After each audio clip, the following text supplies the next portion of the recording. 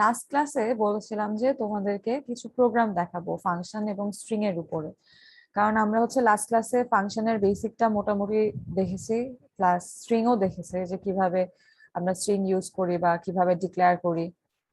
তো এখানে দেখো যে প্রোগ্রামটা লেখা, এটা অলরেডি তোমরা ক্লাসে দেখেছো যে সাম যদি তোমাদেরকে বের করতে বলা হয় দুইটা নাম্বারের, ধরলাম নাম্বার দুটো হচ্ছে এ বি, তাহলে আমরা কি করি, মেইন ফাংশন থেকে প্রথমে যেই নাম্বার দুটার সাম করতে চাচ্ছি সেই দুটো ইনপুট নিচ্ছি। তারপরে সেই নাম্বার দুটো আমাকে কোথায় পাঠাতে হবে, সাম ফাংশনে, কারণ সাম যে ফাংশনটা আছে তার কাজ হচ্ছে এই দুটা নাম্বারকে যোগ করে যোগফলটা দেখানো, সামেশনটা দেখানো। সো এইখানে যদি আমি এ আর বি পাস করে দিই তাহলে কি হচ্ছে, সে সাম ফাংশনে চলে যাবে। সাম ফাংশনটা ডিক্লেয়ার করা হয় মেইন ফাংশনের উপরে, এভাবে লেখা হয়। আর কাজটা কোথায়, এই যে এখানে লেখা। তো এখানে কি করার কাজ, যোগ করার কাজ। যোগফলটা তুমি এখানে কিভাবে লিখতে পারতা, ইন্ট এস লিখে s equal to a plus b, তারপরে রিটার্ন এস, এভাবে করতে পারতা 3 লাইনে। 3 লাইনের পরিবর্তে তুমি ওই এস ভ্যারিয়েবলটা ইউজ না করে ডিরেক্টলি রিটার্ন এ প্লাস বিও করতে পারো। তাতে কি হচ্ছে, আলটিমেটলি সে যোগফলটাই পাঠাচ্ছে এ আর বি এর। আমরা এভাবে শর্টকাটেও করতে পারি। করার পরে কি হচ্ছে, রেজাল্ট যেটা, সেটা সে তো রিটার্ন করছে এই ফাংশন থেকে। সো ফাংশন থেকে রিটার্ন করলে কি হয়, এখান থেকে ধরো 2 আর 3 তুমি পাস করছিলে, এখানে 2 আর 3 পাস করছিলা, তাহলে এই 2 আর 3 এখানেও 2 আর 3 আসবে, এসে 2 আর 3 এর যোগফল হয়ে 5 রিটার্ন করবে। সো 5টা রিটার্ন হয়ে কোথায় আসবে, এই এস ভ্যালুর মধ্যে, মানে এস ভ্যারিয়েবলের মধ্যে। সো এস এ এখন থাকবে হচ্ছে 5। তাহলে আমি যদি এসটাকে প্রিন্ট করে দিই তাহলে আমি দেখতে পারবো যে সাম হচ্ছে 5, the sum is 5। ঠিক আছে, এই যে এসটাকে প্রিন্ট করে দিচ্ছি, কারণ সে যে ভ্যালুটা রিটার্ন করছে এই ফাংশনটা, সেটা এসে এস এ স্টোর হচ্ছে। তো এই যে জিনিসটা আমরা শিখেছিলাম লাস্ট ক্লাসেও দেখলাম, এখনো দেখলাম, এই জিনিসটা এই এ আর বি যে পাস করছে এটাকে বলা হয় কল বাই ভ্যালু। কিভাবে কল বাই ভ্যালু বলা হয়, দেখো এইখানে তুমি যে ভ্যালু দুটা পাস করছো এই জিনিসটা কাজটা হচ্ছে মেইন ফাংশনের মধ্যে।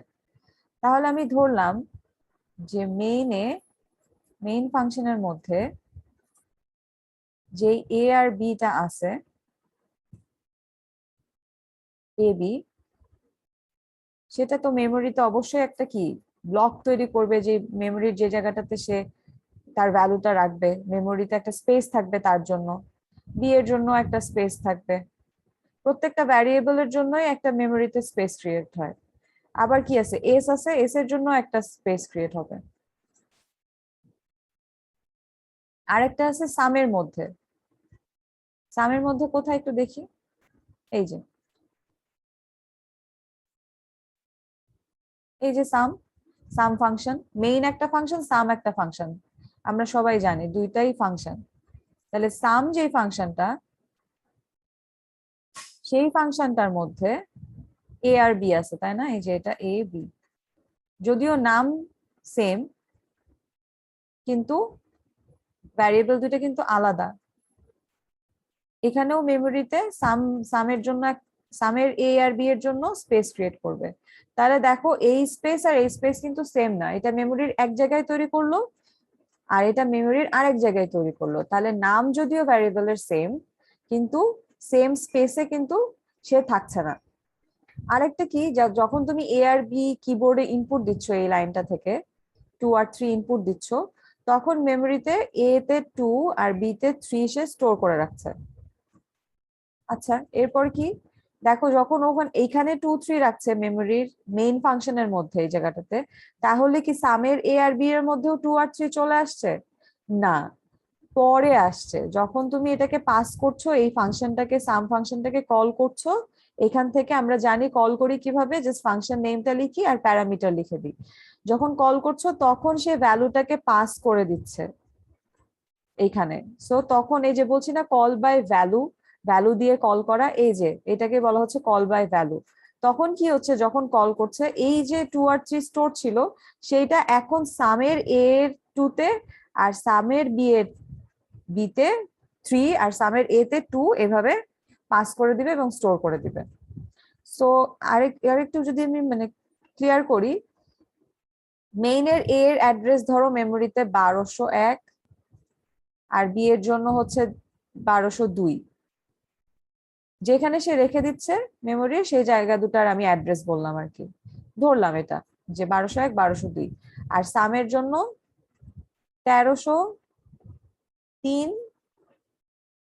1304 বা 6, কত অ্যাড্রেস রাখে এটা তো আমরা জানি না, এটা তো ইন্টারনালি হয় কম্পিউটারের মধ্যে।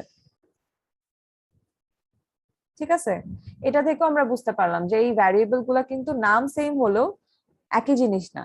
প্রথমে এটাতে স্টোর হয়, তারপর সেখান থেকে যখন ফাংশন থেকে কল করা হয় এই ভ্যালু গুলা দিয়ে, তখন সেই ভ্যালু গুলা সে পাস করে দেয় এই ভ্যারিয়েবলে। সো তোমরা ইচ্ছা করলে এই ভ্যারিয়েবল নেম গুলা সেমও রাখতে পারো, ডিফারেন্টও রাখতে পারো। এখানে A1 B1 দিতে পারতা, জাস্ট ডিফারটা বুঝার করার মানে বোঝানোর জন্য যে এটা এটা থেকে আলাদা, এটুকুই। সেম রাখলেও সমস্যা নেই। আচ্ছা, এটা গেল হচ্ছে আমাদের একটা সাম ফাংশন। এখন আমি দুইটা ফাংশন লিখব, দেখো এখানে লিখা, একটা হচ্ছে সাম ফাংশন আর একটা হচ্ছে মাই সাম। দুইটারই কাজ হচ্ছে যোগ করে দেখানো, দুইটা নাম্বার দিলে যোগ করে দেখানো।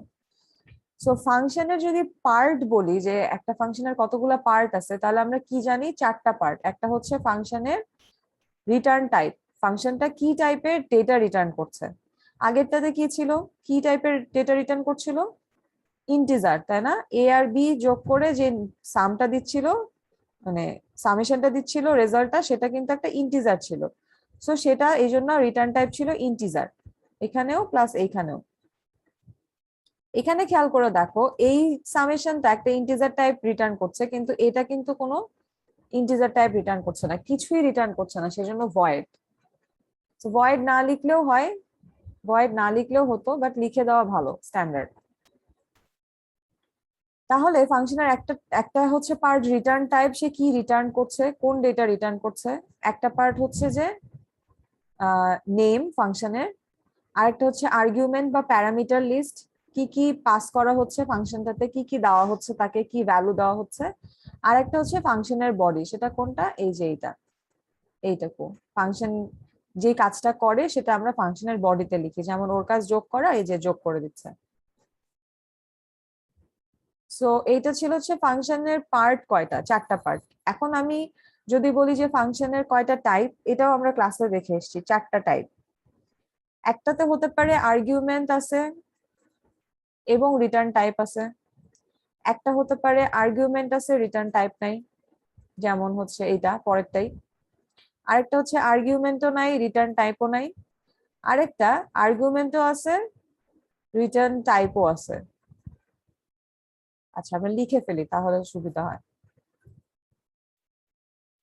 আর্গুমেন্ট আছে রিটার্ন টাইপও আছে, তার মানে প্যারামিটার লিস্টও আছে প্লাস রিটার্ন টাইপ বা রিটার্ন কিছু একটা রিটার্ন করবে। তারপরেরটা হচ্ছে আর্গুমেন্ট আছে কিন্তু রিটার্ন টাইপ নেই, আরেকটা হচ্ছে আর্গুমেন্ট নাই রিটার্ন টাইপ আছে, আরেকটাতে কোনোটাতেই কিছুই নেই।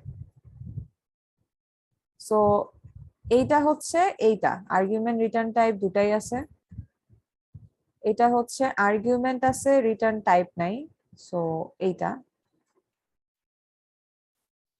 আর আর্গুমেন্ট যদি না থাকতো তাহলে কি হতো? লিখতাম হচ্ছে, এখানে লিখে ফেলি, মাই সাম, কি বললো? আর্গুমেন্ট নাই। সো আর্গুমেন্ট না থাকলে জিনিসটা এরকম হবে, জাস্ট ব্র্যাকেট, ভিতরে কিছু নাই, প্যারামিটার নাই। রিটার্ন টাইপ আছে, তাহলে এখানে ধরো দিলাম রিটার্ন টাইপ ইন্টিজার, কিছু একটা রিটার্ন করবে। আরেকটা হচ্ছে কোনোটাই নাই, তাহলে এইটাই আমরা যদি লিখি ভয়েড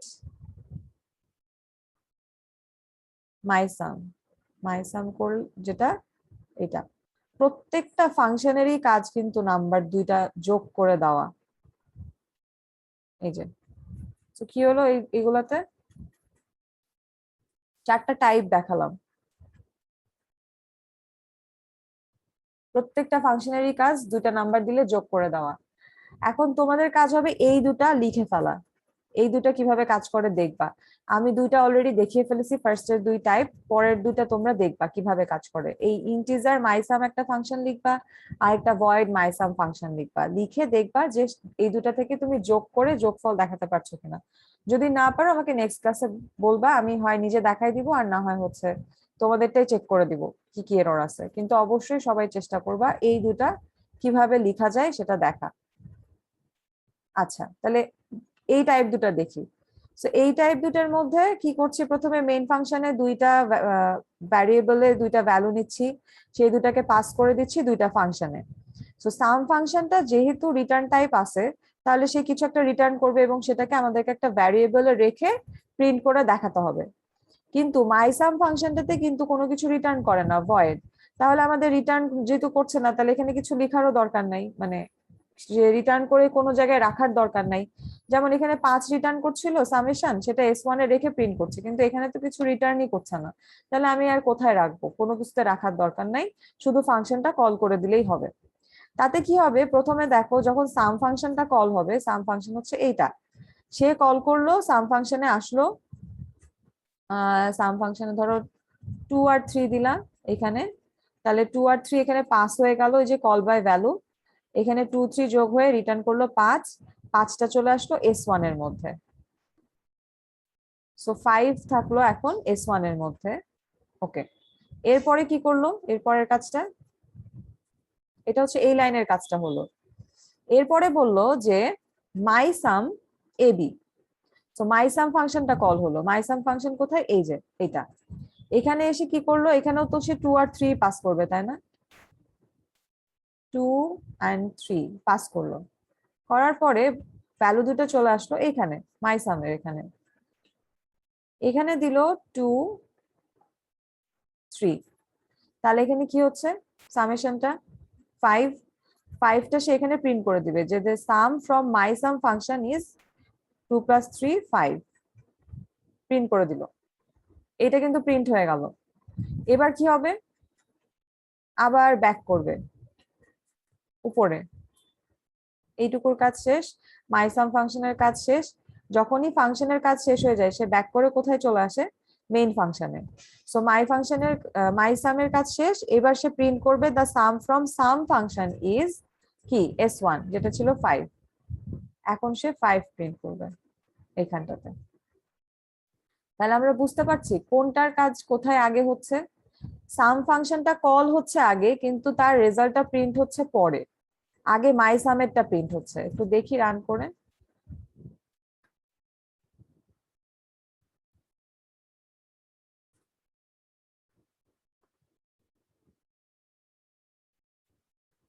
টু থ্রি, এই দেখো, sum from my sum function is 5, the sum from sum function is 5। যদিও আমি sum ফাংশন থেকে আগে কল করেছি, my sum ফাংশন থেকে পরে কল করেছি, কিন্তু আগে my sum এরটা দেখাচ্ছে, তারপরে sum এরটা দেখাচ্ছে, কারণ কাজটা কি হচ্ছে, সামে যাচ্ছে, সাম করে যেই যোগফলটা পাচ্ছে সেটা S1 এ রেখে দিচ্ছে, কিন্তু S1 কিন্তু এখনো প্রিন্ট করেনি। তারপর মাইসামে গিয়ে কল করছে মাইসামকে, মাইসামে গিয়ে সে প্রিন্ট করে ফেলছে, তারপরে আবার মেইন ফাংশনে রিটার্ন করে সে সাম ফাংশনের ভ্যালুটাকে প্রিন্ট করছে। সেই জন্য মাই সামেরটা আগে প্রিন্ট হচ্ছে, তারপর সামেরটা প্রিন্ট হচ্ছে। ঠিক আছে, এই হচ্ছে আমাদের দুইটা ফাংশন যদি থাকে তাহলে কি হয়, তোমাদের কাজ কি, আরো দুইটা ফাংশন এখানে লিখে ফেলবা। একটা হচ্ছে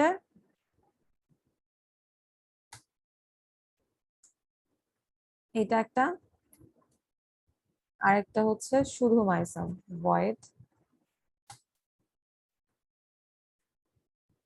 এই দুটা ফাংশন লিখে দেখবা যে প্রিন্ট করে দেখাচ্ছে কিনা। আচ্ছা, সমস্যা হচ্ছে সেম নেম রাখা যাবে না, এটা আমি খেয়াল করিনি। ফাংশনের সেম নেম রাখা যাবে না, সো নামগুলা চেঞ্জ করে ফেলবা। এই যে একই টাইপের ফাংশন তো ডিফারেন্ট, মানে এরকম রিটার্ন টাইপ প্যারামিটার আলাদা হতে পারে না, সো নামগুলা চেঞ্জ করে ফেলবা। মাই সামের জায়গায় এটা করবা, বা এটা লিখতে পারো সাম 1, সাম 2, এভাবেও লিখতে পারো, কিন্তু নামগুলা ডিফারেন্ট হতে হবে। ঠিক আছে, সো এই যে এই দুটা ফাংশন তোমরা কি করবা, এটা তো আমি ডিক্লেয়ার করে দিলাম, এই যে এটার নিচে লিখে ফেলবা। এবং কি হবে, তারপরে এখান থেকে কল করবা, কল করে দেখবা যে ঠিক মতো কাজ করতে পারছো কিনা। যদি না পারো তাহলে আমাকে অবশ্যই নেক্সট ক্লাসে বলবা। আচ্ছা, এটা গেল হচ্ছে আমাদের ফাংশনের একদম বেসিক। তো এখন আমরা এরিয়া বলে একটা ফাংশন অলরেডি দেখে এসেছি। কি করে এরিয়া ফাংশনটা?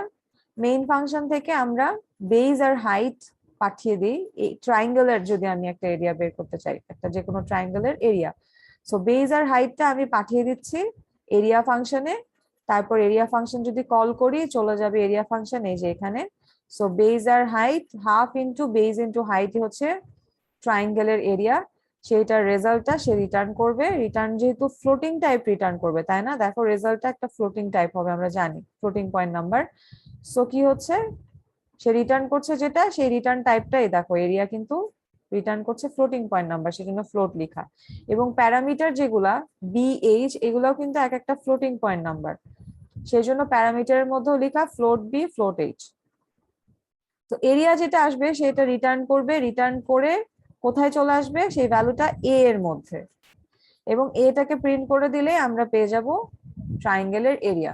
তোমরা বাসায় অন্যগুলোর জন্য প্র্যাকটিস করতে পারো, যে একটা স্কোয়ারের যদি এরিয়া বের করতে চাও বা রেক্ট্যাঙ্গেলের এরিয়া, তখন কিভাবে করবে একটা ফাংশন ইউজ করে, এগুলো ট্রাই করতে পারো।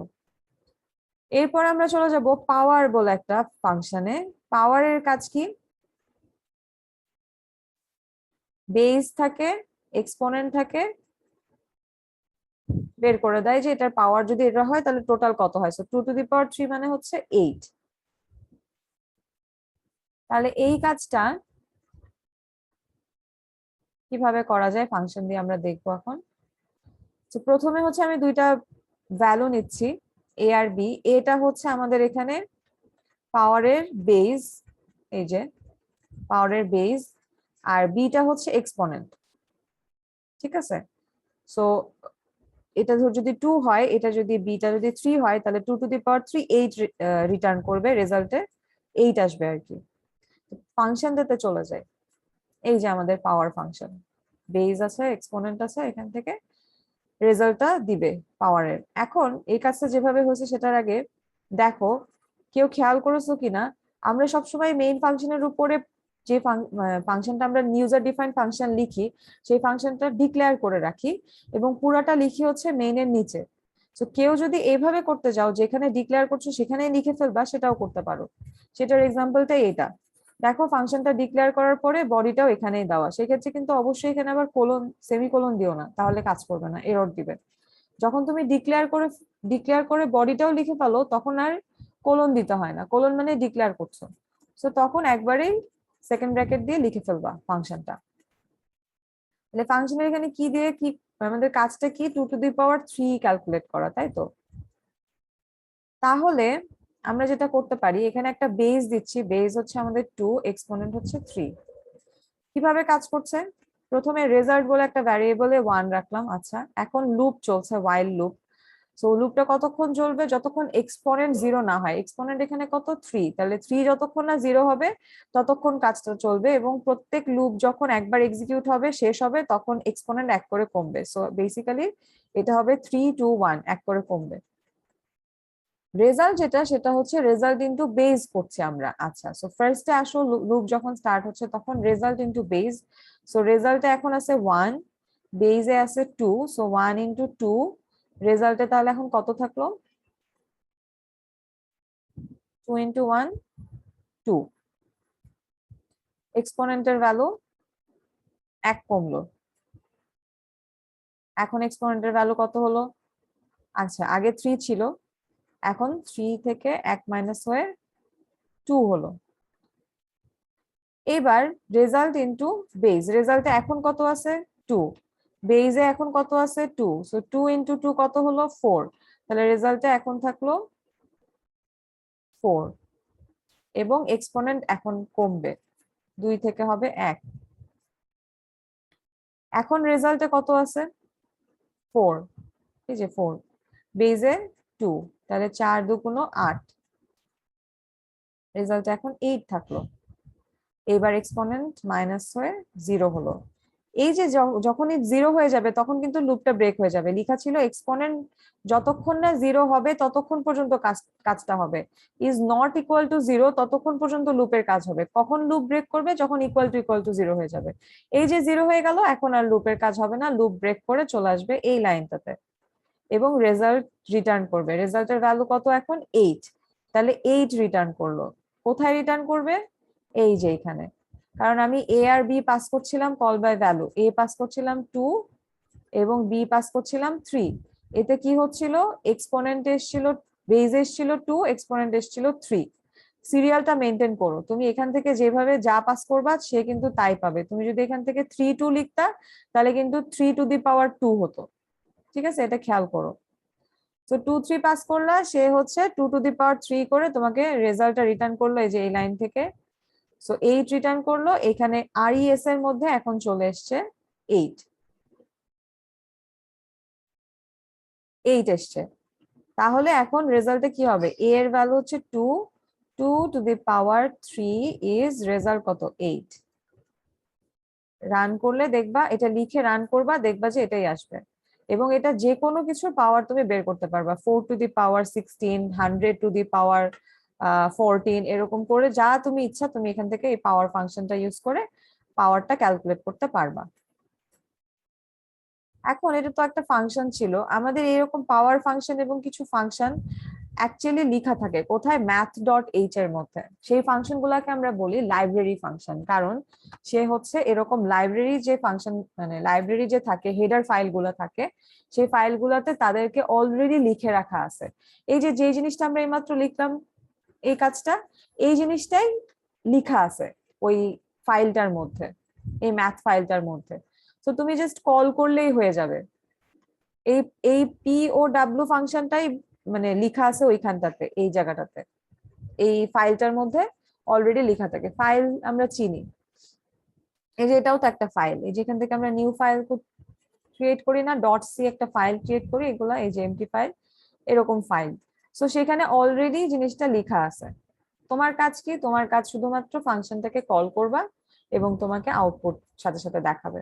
এই জন্য এটাকে বলা হচ্ছে লাইব্রেরি ফাংশন, অলরেডি লাইব্রেরিতে লেখা। আর যেটা তুমি লিখছো সেটা হচ্ছে ইউজার ফাংশন, কারণ তুমি ইউজার। তুমি যেটা লিখে দিবা সেটা ইউজার ফাংশন। এইখানে দেখো এই যে প্রত্যেকটা power, square root, F A B S, sine, log, floor, ceiling, প্রত্যেকটা হচ্ছে লাইব্রেরি ফাংশন। এগুলা কোথায় লেখা আছে? ম্যাথ ডট এইচ এর মধ্যে। তাহলে তোমার কাজ কি হবে? এগুলা লিখে জাস্ট রান করে দেখা। দেখো আমি এগুলা মানে অলরেডি লেখা আছে আমার কাছে, আমরা একটু রান করে দেখি।